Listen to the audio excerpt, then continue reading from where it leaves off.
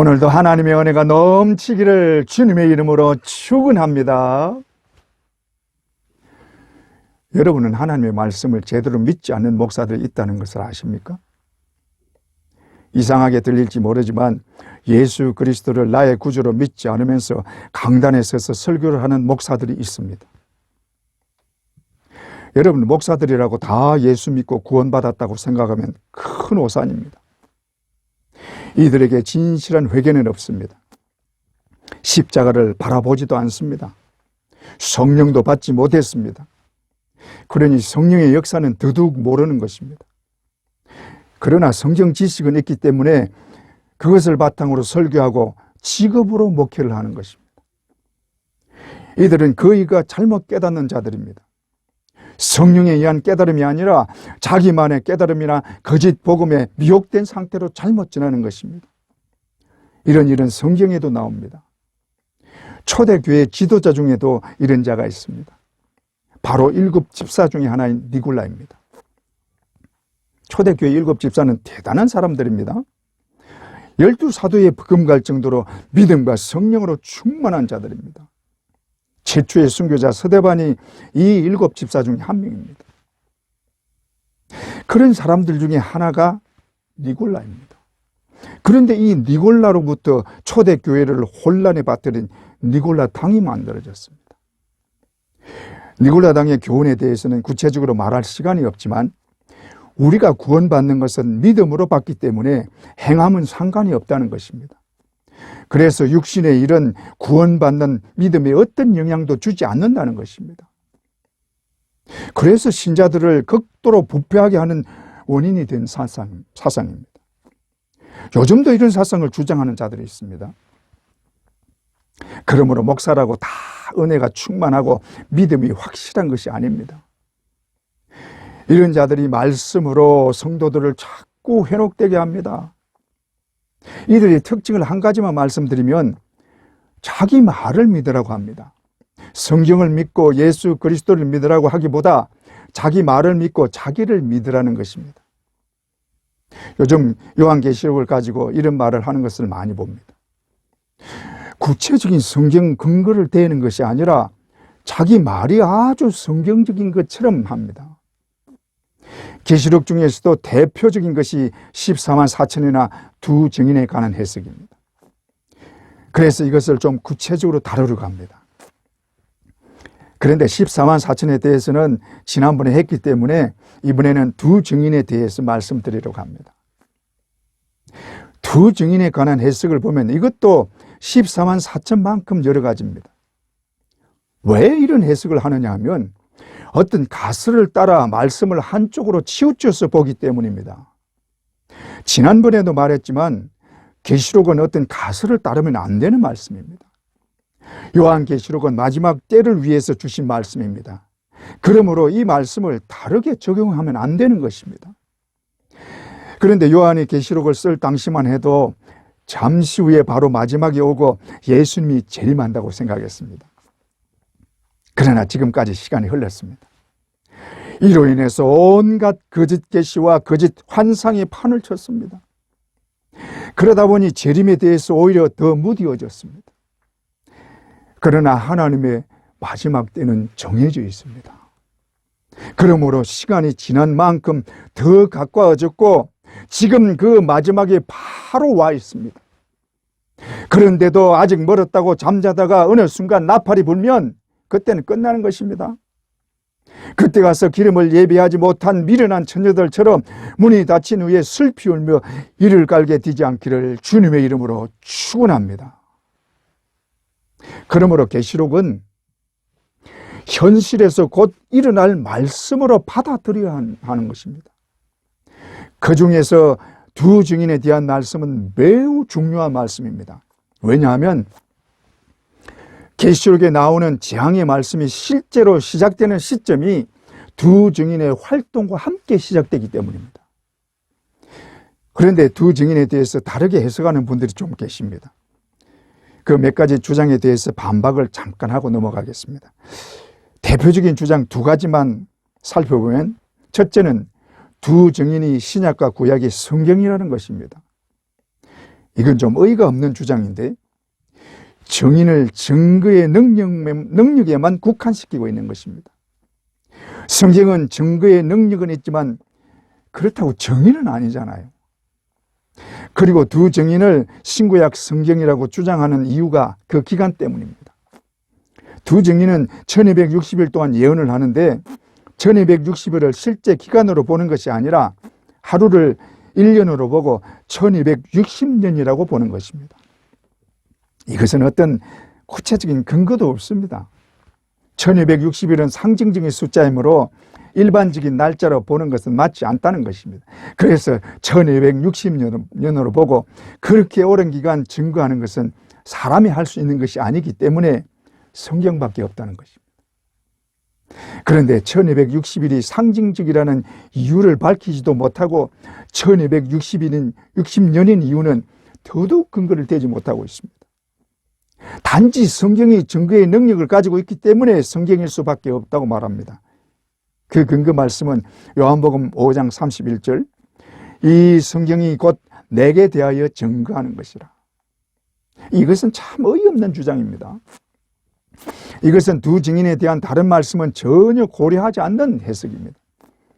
두 증인이 복음을 전하다가 전하는 기간이 마칠 때에 무저갱에서 올라오는 짐승에게 죽임을 당합니다. 계시록 11장 7절, 그들이 그 증언을 마칠 때에 무저갱으로부터 올라오는 짐승이 그들과 더불어 전쟁을 일으켜 그들을 이기고 그들을 죽일 터인즉, 두 증인은 짐승인 적 그리스도에게 죽임을 당합니다. 만약에 두 증인이 성경이라면 성경 말씀이 적 그리스도에게 죽임을 당한다는 말인데 이것을 어떻게 해석할까요? 이것을 어떻게 받아들일까요? 이것도 상징이라고 할까요? 계시록에서 두 증인에 대한 표현이 여러 가지로 나오는데 계시록 11장 4절에는 두 감람나무와 두 촛대로 나옵니다. 또 10절에는 두 선지자로 나옵니다. 특히 두 선지자라는 말은 사람이라는 것을 확실히 보여줍니다. 그러므로 성경이라는 주장은 계시록 말씀과는 전혀 맞지 않는 주장입니다. 둘째는 교회라는 주장입니다. 이 또한 성경에서 말씀하시는 내용을 잘못 보고 있는 것입니다. 교회가 복음 전파의 사명을 가지고 있는 것은 사실이지만 두 증인은 마지막 심판이 임하는 때의 복음을 전하는 자들입니다. 그렇다면 교회가 복음을 전하는 것이 마지막 때에만 전하는 것입니까? 그리고 앞에서도 보았지만 두 증인은 적 그리스도에 의해서 죽습니다. 그런데 교회는 죽지 않습니다. 마지막 때에 가서 그때까지 진리에 바로 쓰이는 교회는 하나님이 예비하신 보호처로 가서 하나님의 보호를 받습니다. 교회는 예수 그리스도의 신부로 끝까지 남아 있습니다. 그리고 예수님이 이 땅에 재림하여 오실 때에 예수님을 맞이하는 신부가 되어 혼인잔치 자리에 들어가는 것이 교회입니다. 그러므로 교회가 죽는 일은 없습니다. 그러므로 두 증인이 교회라는 것은 맞지 않은 해석입니다. 그런데도 왜 이런 주장들을 하느냐 하면 계시록을 해석하는 데 있어서 전제를 잘못 잡고 있기 때문에 그런 것입니다. 그러므로 두 증인에 대한 바른 해석을 하려면 어떤 전제를 깔아놓고 해석을 하면 안 되는 것입니다. 그런데 두 증인에 대한 해석이 요한 계시록을 해석하는 데 굉장히 중요한 열쇠가 되고 있습니다. 그러므로 두 증인을 바르게 알고 바르게 해석하는 것은 매우 중요한 것입니다. 그래서 계시록을 통해서 두 증인이 어떤 자들인지 구체적으로 좀 살펴보겠습니다. 첫째로 첫 번째 인을 떼실 때 나오는 휜말을 탄 자입니다. 계시록 6장 1절에서 2절에 내가 봄에 7인 중에 하나를 떼시는데 그때 내가 들으니 네 생물 중 하나가 우리 소리같이 말하되 오라 하기로 이에 내가 보니 흰 말이 있는데 그 탄 자가 활을 가졌고 멸류관을 받고 나아가서 이기고 또 이기려고 하더라. 네 생물은 여호와의 보좌 바로 곁에 있는 그룹들이죠. 이 네 생물이 마지막 심판 때 큰 역할을 하는 것을 볼 수 있습니다. 그런데 여기에 나오는 흰말을 탄 자에 대해서 과연 흰말을 탄 자가 누구냐 하는데 여러 가지 해석이 있습니다. 먼저 많은 사람들이 이 흰말을 탄 자를 예수 그리스도라고 해석합니다. 그 이유는 흰말을 탔고 또 멸류관을 썼다는 것이 그 이유입니다. 그러나 그것은 맞지 않습니다. 그 이유로는 지금 예수 그리스도는 어린 양으로 인을 떼시고 바로 지금 첫째 인을 떼신 것입니다. 그러므로 흰말을 타고 나올 수가 없는 것입니다. 그리고 멸류관에 대해서도 맞지 않는데, 이 멸류관은 예수님이 쓰시는 멸류관이 아닙니다. 예수님이 쓰시는 멸류관은 원어로 하면 디아데마타로 왕관을 의미합니다. 계시록 19장 12절에 예수님이 재림하실 때 그 머리에 많은 관들이 있는데 이 관들이 바로 디아데마타로 왕관입니다. 예수님은 만왕의 왕으로 왕관을 쓰십니다. 그러나 여기에 나오는 멸류관은 스테파노스로 왕관이 아니라 승리한 성도들이 쓰는 의의 멸류관입니다. 그러므로 흰말을 탄 자는 예수 그리스도일 수가 없는 것입니다. 예수 그리스도는 계시록 19장에 나오는 백마를 타신 분입니다. 계시록 19장 11절, 또 내가 하늘이 열린 것을 보니 보라, 백마와 그것을 탄 자가 있으니 그 이름은 충신과 진실이라. 여기에 백마를 타고 오시는 분이 재림하시는 예수님이십니다. 그러므로 첫 번째 인에 나오는 흰말은 예수 그리스도가 아닙니다. 그 다음에 적 그리스도라는 주장입니다. 그런데 적 그리스도는 이기고 또 이기려는 싸움을 하지 못합니다. 이기고 또 이기려는 것은 계속 승리하는 것인데, 적 그리스도는 잠깐 동안은 세상의 권세를 잡아 이긴 것처럼 보이지만 곧 영원한 멸망으로 들어가게 되고 맙니다. 뿐만 아니라 적 그리스도는 네 번째 인을 뗄 때에 등장하는 청황색 말이 바로 적 그리스도입니다. 그러므로 흰말을 탄 자는 적 그리스도일 수가 없습니다. 그 외에도 복음운동이라고 하는 경우도 있습니다. 그러나 복음운동이 마지막 때에만 있는 것은 아니며, 복음운동이 예수님이 인을 떼실 때에 나타나는 것은 더더욱 아닙니다. 그러면 이 자가 누구냐 하는 것을 말씀에서 살펴볼 수밖에 없습니다. 2절에 이에 내가 보니 흰말이 있는데 그 탄 자가 활을 가졌고 멸류관을 받고 나아가서 이기고 또 이기려고 하더라. 여기에서 가장 먼저 생각해야 할 것은 심판에 앞서서 이 흰말을 탄 자가 가장 먼저 등장한다는 것입니다. 그 이유는 하나님이 심판보다 더 급하게 생각하는 일이 있다는 것입니다. 그게 회개입니다. 이것은 하나님의 자비하심과 한량없는 은혜를 먼저 생각하게 하는 것입니다. 하나님은 심판을 내리기 전에 언제나 회개할 기회를 주십니다. 하나님이 심판을 내리실 때에는 악이 극에 달했을 때입니다. 그러므로 세상의 악의 극이 달해 더 이상 은혜를 베풀 수 없을 때에도 언제나 회개할 기회를 먼저 주십니다. 그러나 이 마지막 심판 때는 악이 극에 달해 있고 즉 그리스도와 마귀의 세력이 마지막인 줄 알기 때문에 믿는 자라도 넘어뜨리려고 덤비는 때입니다. 그래서 이 시기에 회개의 복음을 전하는 것은 생명을 걸고 싸워야 하는 것입니다. 그래서 이들이 활을 가지고 있는 것입니다. 이것은 하나님이 주시는 능력을 상징합니다. 그 능력으로 악의 세력과 싸우며 이기고 또 이기면서 복음을 전하고 회개를 촉구하는 것입니다. 그런데 계시록을 살펴보면 마지막 때의 능력을 받아 복음을 전하는 자들은 두 정인밖에 없습니다. 이들을 하나님이 세우신 것입니다. 하나님이 세웠다는 것을 말씀하신 것이 계시록 11장에 나오는 두 감람나와 두 촛대요 두 선지자라고 말씀하고 있는 것입니다. 계시록 11장 4절에 그들은 이 땅에 주 앞에 서 있는 두 감람나무와 두 촛대니, 또 10절 이 두 선지자가 땅에 사는 자들을 괴롭게 한 고로. 이들은 하나님이 세우는 자들입니다. 이들처럼 하나님이 그의 종으로 복음을 위해 두 증인을 세웠다는 것입니다. 그러므로 하나님이 마지막 때에 두 증인을 세워서 능력을 가지고 싸우면서 회개의 복음을 전하게 하는 것입니다.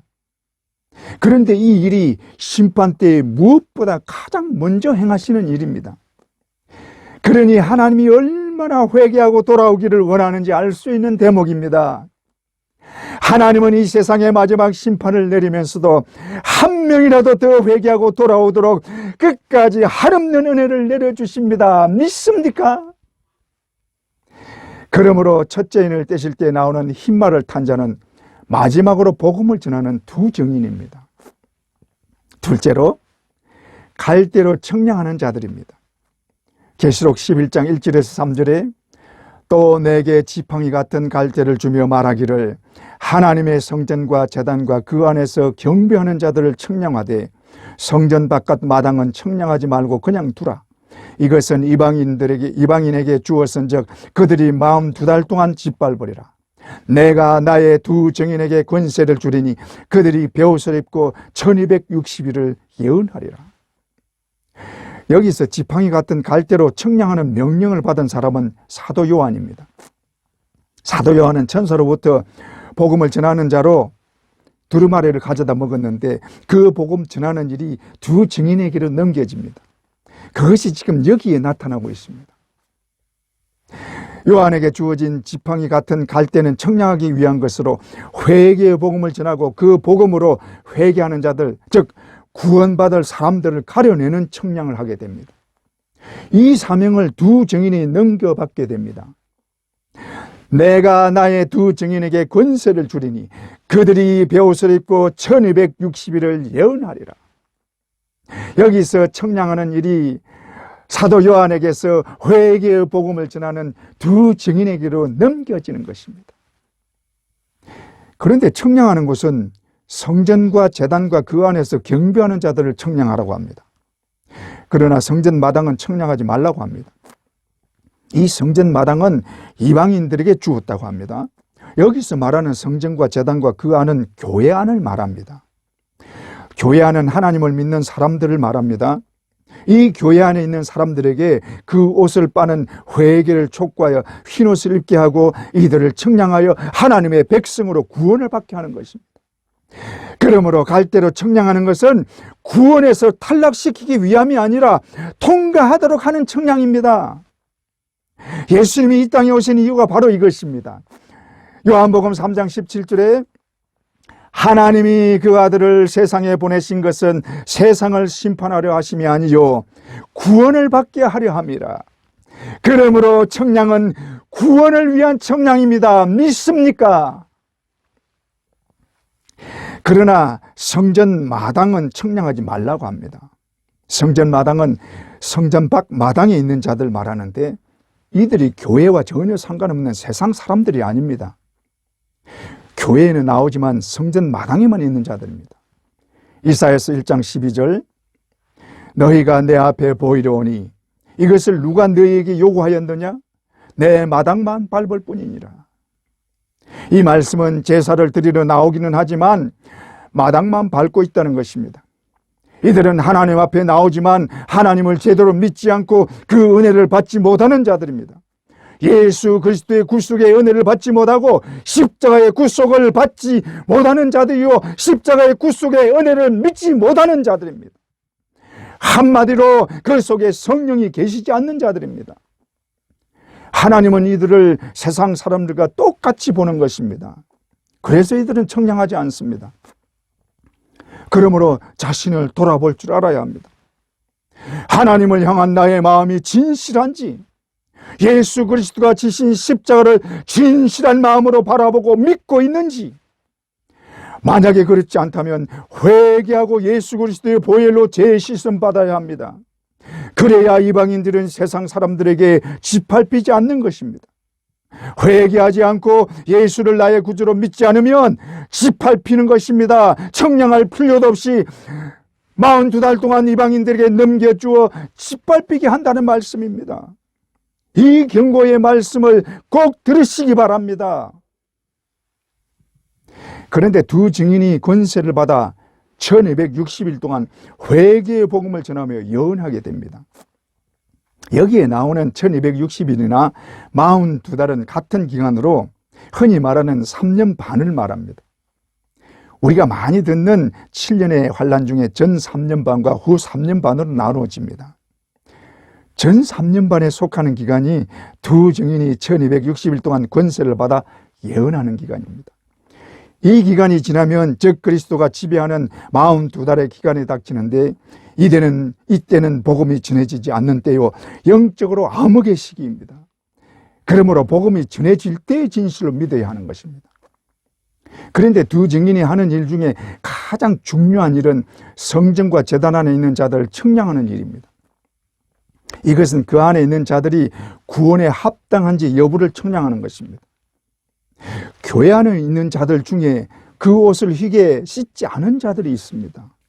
그래서 청량에 통과하도록 회개를 촉구하고, 이 회개의 복음으로 제대로 회개하지 않던 자들이 회개하고 예수의 보혈로 씻음 받고 청량에 통과하게 하여 끝까지 구원받게 하는 것입니다.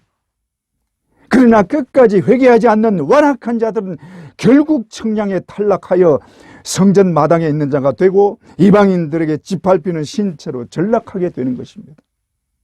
그러므로 회개하지 않는 완악한 자가 되지 말아야 합니다. 하나님은 교회 안에 있는 자들이 구원에 합당한지 항상 청량하고 계십니다. 이것을 잊지 말아야 합니다. 우리는 교회에서 다 같이 신앙생활을 하지만 구원받지 못하는 자들이 분명히 있습니다. 우리 중에는 청량에 탈락하고 구원받지 못하는 자가 한 사람도 없기를 주님의 이름으로 축원합니다. 우리는 구원받았다고 생각하지만 세상에 살고 있는 한 언제라도 죄를 범할 수 있고 세상과 가까이하고 하나님과 언제든지 멀어질 수 있습니다. 그렇기 때문에 하나님께 가까이 나와 그의 은혜를 받기를 사모해야 하고 기도하기를 힘써야 하는 것입니다. 하나님은 우리의 신앙을 청량하시고 더욱더 믿음에 굳건하게 서기를 원하고 계십니다. 그러므로 하나님의 바람처럼 다 구원받는 자들이 되기를 주님의 이름으로 축원합니다. 셋째로, 철장으로 만국을 다스리는 자들입니다. 계시록 12장에 해를 옷 입은 한 여자가 나옵니다. 계시록 12장 1절, 하늘에 큰 이적이 보이니 해를 옷 입은 한 여자가 있는데 그 발 아래는 달이 있고 그 머리에는 12별의 관을 썼더라. 여기 해를 옷 입은 여자는 진리에 바로 선 교회를 말합니다. 이것은 이미 말씀드린 것입니다. 그런데 이 여자가 아이를 해산합니다. 계시록 12장 5절, 여자가 아들을 낳으니 이는 장차 철장으로 만국을 다스릴 남자라. 이 아이가 누구냐 하는 것으로 여러 가지 해석들을 하고 있습니다. 철장으로 만국을 다스릴 남자라는 말씀에서 예수 그리스도라고 주장합니다. 그렇다면 아이를 낳는 여자가 누구냐 하는 문제에 필연적으로 봉착합니다. 그래서 이 아이를 마리아라고 하는 사람도 있습니다. 이것은 앞뒤 상황을 전혀 고려하지 않고 말하는 것입니다. 지금 이 시기는 마지막 때라고 누차 말씀드렸습니다. 그러니 마리아가 아이를 낳는 것은 맞을 수가 없는 것입니다. 그리고 그 다음에 이 여자가 아이를 낳고 나서 광야로 도망을 갑니다. 계시록 12장 6절에 그 여자가 광야로 도망하며 거기서 1260일 동안 그를 양육하기 위하여 하나님께서 예비하신 곳이 있더라.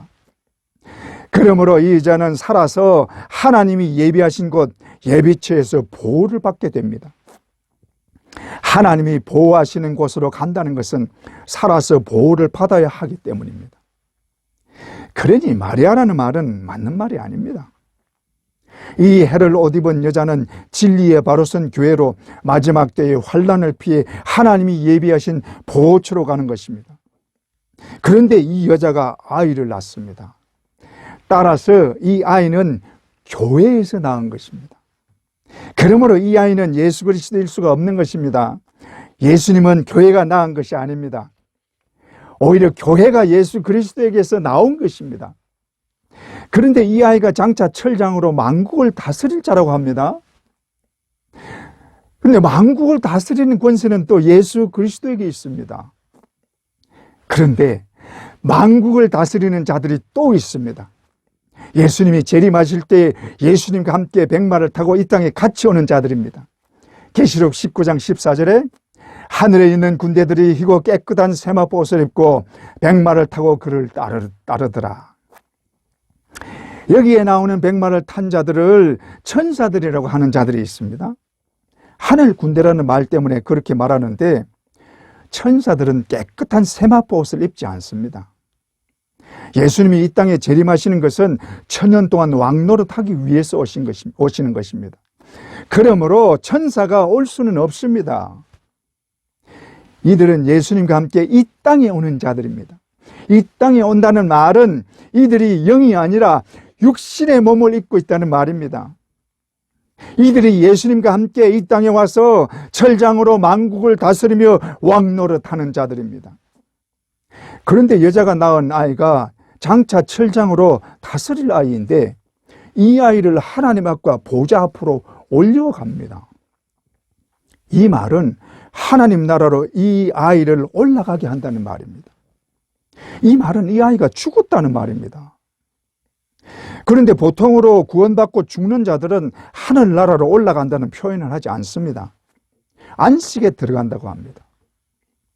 히브리서 4장 10절, 이미 그의 안식에 들어간 자는 하나님이 자기의 일을 쉬심과 같이 그도 자기의 일을 쉬느니라. 이것은 성도들의 죽음을 안식으로 표현하는 것입니다. 그러므로 이 아이가 하늘나라에 올라갔다는 것은 죽었다가 부활해서 하늘나라로 올라간 것을 표현하는 것입니다. 이런 일은 예수님 이후로 처음 있는 일입니다. 죽었다가 부활해서 하늘나라로 올라가는 것은 바로 두 증인이 짐승인 적 그리스도에 의해서 죽었다가 3일 반 만에 살아나서 하늘로 올라가는 일입니다. 계시록 11장 13절, 하늘로부터 큰 음성이 있어 이리로 올라오라 함을 듣고 구름을 타고 하늘로 올라가니 그들의 원수들도 구경하더라. 여기서도 하늘로 올라가니 라고 되어 있죠. 그러므로 하늘로 올라가는 여자가 낳은 아이는 바로 두 증인입니다. 이들은 1260일 동안 예언하다가 그 기간이 끝나고 적 그리스도에게 죽었다가 3일 반 만에 부활해서 하늘나라로 올라간 것입니다. 그리고 이들은 이 땅에 있을 때에도 권세를 받아 능력을 행했습니다. 뿐만 아니라 이들은 백마를 타고 주님과 함께 이 땅에 다시 와서 주님과 함께 철장으로 만국을 다스리며 왕노릇하게 될 자들입니다. 그러므로 여자가 낳은 아이는 두 증인입니다. 넷째로 복음을 전하다가 죽는 마지막 순교자들입니다. 두 증인은 복음을 전하다가 1260일의 사역기간이 끝날 때 적 그리스도와 그 추종 세력들에게 죽어 순교하는 자들입니다. 이들은 복음을 전하는 1260일 동안은 권세를 받아 불사신이 됩니다. 아무도 이들의 능력을 막을 수 없습니다. 그러나 1260일의 기간이 지나면 그 권세는 회수되고 적 그리스도에 의해서 죽게 됩니다. 그런데 1260일이 무엇을 의미하느냐 하면 7년 대환란 중에 전 3년 반을 말합니다. 이 기간이 의미하는 것이 무엇이냐면 이 기간은 이방인들에게 복음이 전해지는 마지막 때입니다. 이 기간이 끝나면 이방인들에게 전해지는 복음은 끝나게 됩니다. 그러므로 이방의 복음이 전해지는 것은 두 증인이 전하는 기간 1260일까지이며 이때가 지나면 완전히 끝나고 이방의 구원의 문은 닫히게 됩니다. 그런데 이때에 이방인의 충만한 수가 들어오게 되는데 그 수가 어떤 자들이냐 하면 계시록 7장에 나오는 셀 수 없이 많은 흰옷을 입은 자들입니다. 계시록 7장 9절에 이 일 후에 내가 보니 각 나라와 족속과 백성과 방언에서 아무도 능히 셀 수 없는 큰 무리가 나와 흰옷을 입고 손에 종려가지를 들고 보좌 앞과 어린 양 앞에 서서 이 흰옷 입은 많은 무리가 두 증인의 복음을 듣고 환난 중에서 회개하고 나오는 자들입니다. 이 흰옷 입은 무리를 끝으로 이방에 전해지는 복음의 기간은 끝나게 되는 것입니다. 그리고 이 기간이 끝나자마자 두 증인이 적 그리스도에 의해서 죽고 순교를 하는 것입니다. 그런데 이 흰옷 입은 셀 수 없이 많은 무리는 전 세계적으로 회개하고 나오는 자들입니다. 이들이 두 증인의 복음을 들었다는 말은 두 증인이 전 세계적으로 전했다는 말입니다. 이것은 두 증인이 전 세계에 흩어져서 복음을 전하는 것으로 두 사람이 아니라 많은 사람이라는 말입니다. 그리고 이 두 증인은 해로 옷 입은 여자, 즉 진리에 바로 선 교회에서 나온 자들입니다. 이 말은 성도들이 모인 교회 중에서 뽑혀 나온 주의 종들을 말하는 것입니다. 하나님이 마지막 복음을 전하는 일을 아무에게나 맡기지는 않습니다. 하나님이 뽑아 세운 주의 종들에게 권세를 주고 전하게 하는 것입니다. 하나님이 마지막 때에 뽑아 세우는 주의 종들이 누구냐 하면 주의 교회인 영적 이스라엘 중에서 뽑은 14만 4천으로 이마에 입맞은 주의 종들인 것입니다. 이들은 천사 위에서 이마에 인을 맞으면서 하나님으로부터 복음을 전하는 권세를 받고 1260일 동안 능력을 행하면서 복음을 전하는 것입니다. 그리고 그 복음을 전하는 기간이 끝날 때 즉 그리스도와 그의 추종 세력들과 전쟁을 하고 결국 순교를 하게 되는 마지막 순교자들이 되는 것입니다. 그러므로 두 증인은 진리에 바로 선 교회에서 뽑혀 나와 이마에 인을 맞고 복음을 전하다가 순교하는 14만 4천이요 마지막 순교자들입니다. 그런데 이들이 순교를 하고 3일 반 만에 부활해서 하늘나라로 올라가는 것입니다. 이 부활이 첫째 부활입니다. 첫째 부활은 순교자들의 부활로 두 증인 즉 14만 4천의 주의 종들이 순교한 후에 첫째 부활에 참여하는 것입니다. 이것은 지난번에 말씀드렸지만 다시 한번 보면 계시록 20장 4절에서 6절 또 내가 보니 예수를 증언함과 하나님의 말씀 때문에 목배임을 당한 자들의 영혼들과 또 짐승과 그의 우상에게 경배하지 아니하고 그들의 이마와 손에 그의 표를 받지 아니한 자들이 살아서 그리스도와 더불어 천년 동안 왕노릇하니 그 나머지 죽은 자들은 그 천년이 차기까지 살지 못하더라. 이는 첫째 부활이라. 이 첫째 부활에 참여하는 자들은 복이 있고 거룩하도다. 둘째 사망이 그들을 다스리는 권세가 없고 도리어 그들이 하나님과 그리스도의 제사장이 되어 천년 동안 그리스도와 더불어 왕노릇하리라. 그러므로 첫째 부활은 순교자들의 부활로 이들은 주님과 함께 천년 동안 왕노릇하는 자들입니다.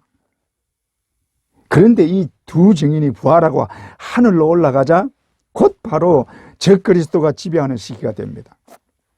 그러므로 이때는 성도들이 그냥 있을 수 없기 때문에 두 증인이 하늘로 올라가는 동시에 해로 옷 입은 교회와 함께 살아있는 모든 성도들은 하나님의 보호처로 인도받게 되고 예수님이 재림하실 때까지 보호를 받는 것입니다. 그리고 이 시기에는 사탄과 적그리스도가 세상에 있는 모든 사람들을 자신들의 뜻대로 다스리고 지배하는 것입니다. 이들이 지배하는 기간은 42달로 7년 중에 후 3년 반에 해당되며 이 시기에는 짐승의 표를 받아야 사는 시대가 됩니다. 짐승의 표를 받지 않는 자는 어떤 것도 할 수 없습니다. 그러나 하나님은 이 시기를 오래가게 하지 않고 42달이라고 몫을 받고 있습니다. 왜 이 기간을 주시느냐 하면 이들의 죄악을 크게 달하게 해서 영원한 지옥의 형벌로 완전히 집어 던지기 위해서 그 기간을 주신 것입니다. 그러나 하나님은 그의 백성들을 아무도 적그리스도에게 당하지 않도록 하나님이 예비하신 보호처에서 철저하게 지키시고 보호해 주십니다. 그러므로 믿는 자들은 조금도 걱정하고 염려할 필요가 없는 것입니다. 믿습니까? 이 42달 동안 이 적그리스도의 세력들이 마귀를 숭배하고 하나님을 대적하는 일이 극에 달합니다. 더 이상 타락할 수 없는 마지막 순간에 예수 그리스도가 재림하시고 이들과 전쟁을 하는데 이것이 성경에서 말하는 아마겟돈 전쟁입니다. 이 전쟁으로 적그리스도와 모든 세력들을 다 잡아 지옥에 집어던지고 마지막에 사탄도 잡아 지옥으로 던진 후에 이 땅에서 천년 동안 다스리게 되는 것입니다. 이때는 세상에 있던 모든 죄악도 다 사라집니다. 시기와 미움과 다툼이 전혀 없는 참 사랑과 기쁨의 나라가 이루어지는 것입니다. 이것이 천년왕국입니다. 믿습니까? 이때 두 증인 즉 14만 4천과 함께 부활한 첫째 부활자들은 주님과 함께 천년 동안 왕노릇하며 다스리는 자들이 되는 것입니다. 그러므로 두 증인은 복음을 전하다가 마지막으로 순교하는 14만 4천으로 첫째 부활에 참여하는 첫째 부활자들입니다. 이것을 분명히 알 수 있어야 요한계시록을 바르게 해석할 수 있는 것입니다. 그러나 많은 사람들이 두 증인과 14만 4천이 하나라는 것을 알지 못하기 때문에 잘못된 해석을 하고 억지 주장을 하는 것입니다. 그런데 마지막 때에 있는 우리들에게 굉장히 중요한 말씀이 있습니다. 마지막 때에 거짓 선지자가 사탄의 능력을 받아 굉장한 능력으로 엘리야처럼 하늘에서 불을 내려오는 기적을 일으키고 온갖 능력으로 믿는 사람들이라도 현혹시키게 됩니다. 계시록 13장 13절에 이적을 행하되 심지어 사람들 앞에서 불이 하늘로부터 땅에 내려오게 하고, 이때 이들에게 붙어서 거짓된 복음으로 미혹시키는 많은 거짓 선지자들이 일어납니다. 이들로 인해서 많은 성도들이 넘어지게 됩니다. 그런데 이들을 구분하기가 쉽지 않습니다. 왜냐하면 이들이 광명의 천사처럼 하나님의 말씀으로 미혹하기 때문입니다. 마지막 때에 주의 종들의 3분의 1이 미혹을 받아 이 거짓된 복음에 넘어가게 됩니다. 이들은 성도들이 말씀에 바로 서지 못하게 하고 세상과 가까이 하게 하는 것이 목적입니다. 그래서 자꾸 혼란하게 만듭니다. 이것을 구분하는 길은 말씀과 기도밖에 없습니다. 말씀과 기도와 성령의 도움을 받아야 구분할 수 있습니다. 거짓 복음은 사탄으로부터 오기 때문에 성령이 함께하는 자들은 거부감을 느낍니다. 또한 성령이 깨우쳐 알게 하십니다. 그래서 성령의 도움을 받도록 기도하라는 것입니다. 우리가 하나님을 가까이 하고 말씀과 기도로 무장하면 성령이 함께 하셔서 그 능력으로 지켜주시는 줄 믿습니다. 여러분, 지금은 마지막 때입니다. 요즘 시대를 보면 믿는 자들은 다 느낍니다. 여러 가지 징조가 이미 시작되고 있습니다. 예수님은 분명히 말씀하셨습니다. 마가복음 13장 8절에 민족이 민족을, 나라가 나라를 대적하여 일어나겠고 곳곳에 지진과 기근이 있으리니 이는 재난의 시작이니라. 또 37절에 깨어 있으라. 내가 너희에게 하는 이 말은 모든 사람에게 하는 말이니라. 너희가 징조를 보느냐? 그러므로 깨어 있으라. 바로 지금 그 징조를 우리가 보고 있습니다. 그러므로 깨어 있어야 합니다. 방심하거나 나태하면 절대로 안 됩니다. 나태한 신앙생활은 자신을 마귀에게 내어주는 것과 같습니다. 그러므로 반드시 깨어 있어야 합니다. 이것은 주님의 명령입니다. 깨어 있으라. 우리 모두 깨어 있으므로 언제 주님이 오시더라도, 언제 주님 앞에 가더라도 할렐루야 외치며 찬송할 수 있기를 주님의 이름으로 축원합니다.